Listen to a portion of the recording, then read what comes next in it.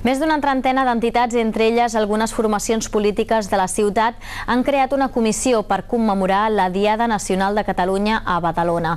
Per això han elaborat un manifest amb el qual volen reivindicar el dret dels catalans a participar en la construcció d'un país més just, més crític i amb més oportunitats per a tothom.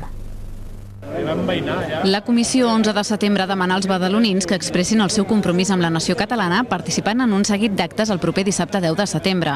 A la plaça dels Països Catalans hi haurà un sopar popular i una actuació dels bastoners de Canyet, dels Diables i dels Castellers.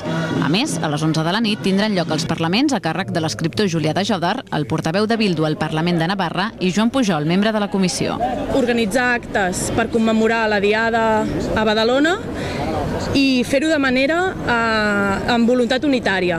És a dir, com més entitats millor i amb continuïtat. La Diada no és un dia de festa folclòrico-festiva, considerem que és un dia vindicatiu pels drets nacionals i els drets socials del poble català i aleshores amb aquesta idea hem considerat bo ajuntar-nos per celebrar aquesta diada d'enguany.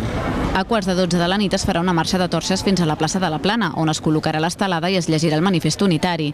La comissió 11 de setembre a Badalona la integren formacions polítiques com la CUP, Esquerra Republicana, Iniciativa Els Verds o Convergència Democràtica i entitats com l'Associació Cultural Bataneu, el Círcul, el Sindicat Comissions Obreres o la Coordinadora d'Associacions de Veïns del Districte 1.